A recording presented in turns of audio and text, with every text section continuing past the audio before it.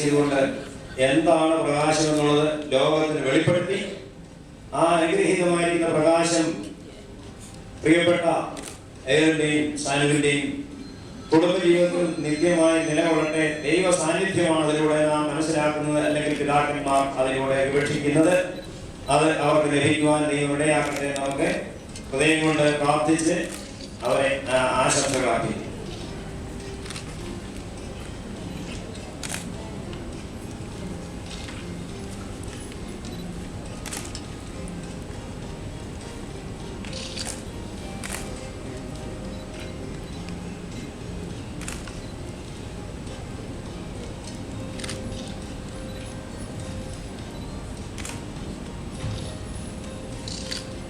ഇനിയും ഇരുവരും ചേർന്ന് ഇവിടെ ക്രമീകരിച്ചിരിക്കുന്ന വെഡിങ് കേക്ക് മുറിച്ച് അന്യോന്യം പങ്കുവയ്ക്കുന്നു.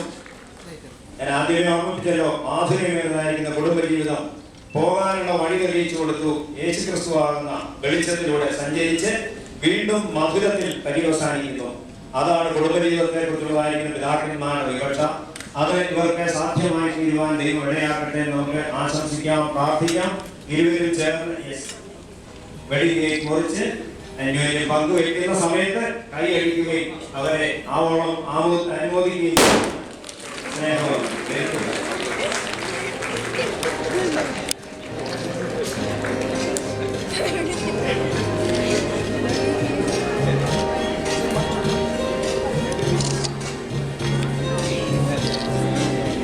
എല്ലാവരും കൈ അടിക്കാം.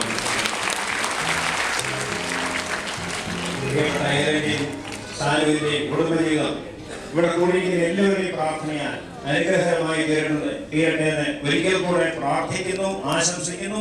ദൈവം നിങ്ങളെ അനുഗ്രഹിക്കട്ടെ. ഇനിയും ഭക്ഷണം